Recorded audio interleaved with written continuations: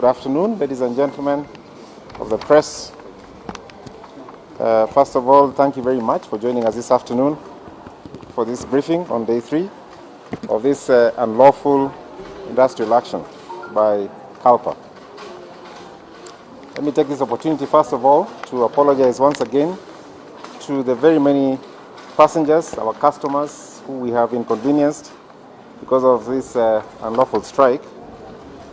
And we would like to assure them that we will continue doing our very best to help to connect them to their destinations, and also for our cargo passengers, cargo customers to get their wares to where they are supposed to be. I would also like to thank very much my staff who have worked tirelessly and are very exhausted trying to connect the passengers, talk to the passengers, and make sure that they are as comfortable as they should be in this place, and also to get them alternative accommodation. So thank you very much, KQ staff. Thank you for your loyalty. Thank you for your commitment. Thank you for your patriotism to this country. By 2 p.m. this afternoon, we have already restored about 20% of our network. This is about 18 flights out of JKIA, that's from here, carrying about 2,000 passengers to Addis. That is 2 flights, to Johannesburg, to Entebbe, Mombasa 2 flights, Dar es Salaam, Harare, Lusaka, and then London. So we are happy about that. Tomorrow, we estimate that we'll be able to have crewed at least 30% of our flights. So slowly but surely, we are getting back to normal. We have also reduced the number of disrupted passengers from 12,000 to 9,000 by working either directly through these flights that we're able to crew, and also through our partner airlines like Jambojet. Unfortunately, we have had to cancel 47 flights today because of lack of crew. We still have about 500 of our passengers who are accommodated in various hotels in Nairobi. This is because some of our guests who were to depart to various destinations are still waiting for their connections, and so we have about 500 of them in our various hotels. From a cargo point of view, because of the flights that we have been able to crew, we have also therefore been able to uplift about 25 tons of cargo. Remember, we normally uplift upwards of 150 tons of cargo. So from a strike perspective, so far, we have about 20 pilots who have availed themselves for duty. For pilots who haven't reported on duty, we have initiated disciplinary process, like I said yesterday. At the same time, we have also advertised today for recruitment of pilots, both captains and first officers. So we'd like to urge Kenyans and other pilots who would like to join us to please apply. You will see it in both LinkedIn and other areas. So far, there is a phenomenon we have seen. We've seen 132 pilots who have registered with our operations team to be unfit to fly. So unfit to fly meaning that they have now called our operations department and have said that they are unfit. In other words, they are unwell to fly. And as part of the CBA, they are allowed to do that for 48 hours. They have a 48-hour window without providing any evidence of sickness. Suffice to say, 132 pilots being sick is of course abnormal. It is out of whack completely with the normal trends. So we believe that this is a means of trying to avoid coming to work. That's what we believe, and to protect themselves against disciplinary action. So we've been able to read through that. It's quite obvious what they're trying to do. And part of this 132 is also the CALPA officials who have done that. So that is just a brief statement of where we are today. We have said before that we are ready to talk to CALPA However, now time has changed. We want them first to go back to work with immediate effect before we can have any discussions whatsoever.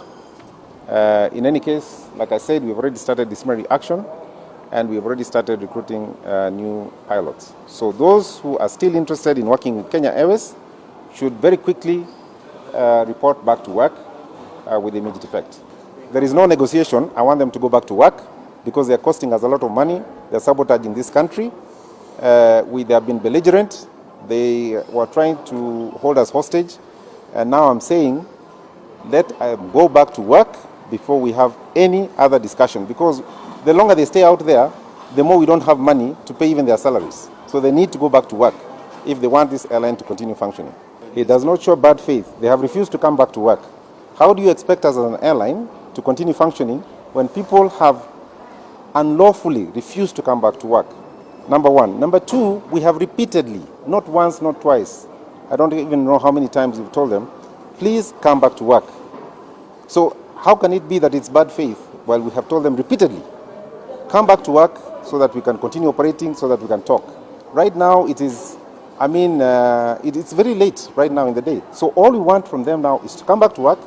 Once they're at work, we can start discussions. Let me just be clear. You see, there comes a time when it's very difficult for you to have discussions with people who are belligerent. Okay? We have given counter offers upon counter offers upon counter offers. Now, I'm beginning to wonder what exactly is the purpose of this strike. Okay? There might be another motive to this strike. Because if we have given concessions and we are saying we're ready to talk further, please come back to work. They themselves, culpa themselves to their members in a message that I saw, were saying that we were 90% agreed. So if you're 90% agreed and we're telling you to come back to work so that we can save this airline money, and then you refuse, what do you expect us to do? We have got to find a way of surviving. We cannot be held hostage forever. There are other things that are also in the background that we're trying to do to try and get extra capacity for us to fly these passengers. Now, the reputational damage that you referred to is true.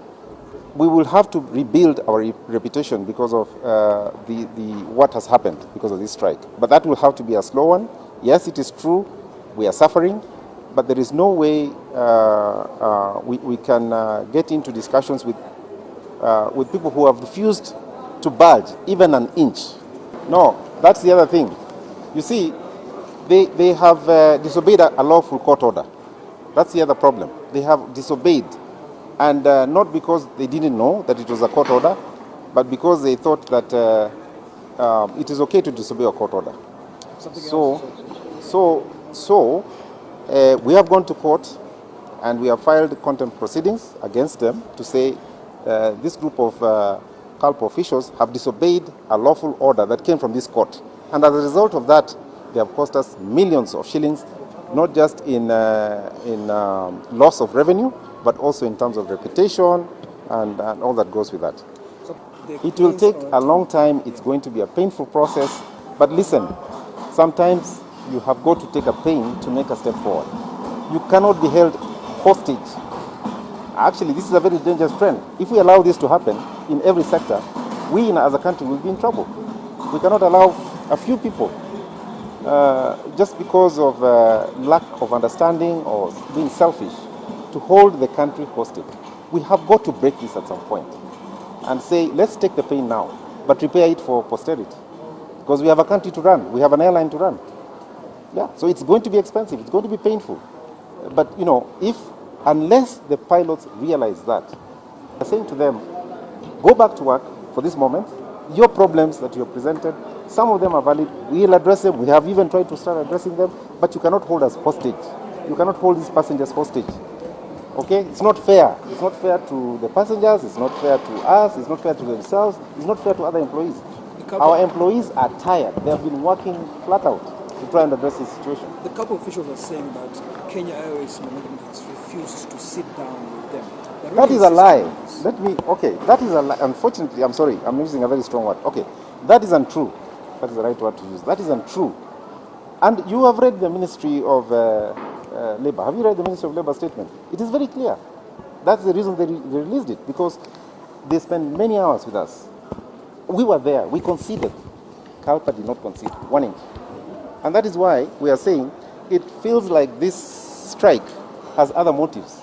Because if someone sits with you and they give you concessions, there's an arbiter there who's saying, we can continue these discussions. I will oversee. This is an independent arbiter, and you are still holding to your views. Then it's very difficult. So that particular propaganda they're using, it is management who is refusing to sit down, is a lie, because it has been dispelled by the Ministry of Labour. You saw the CS released a statement yesterday.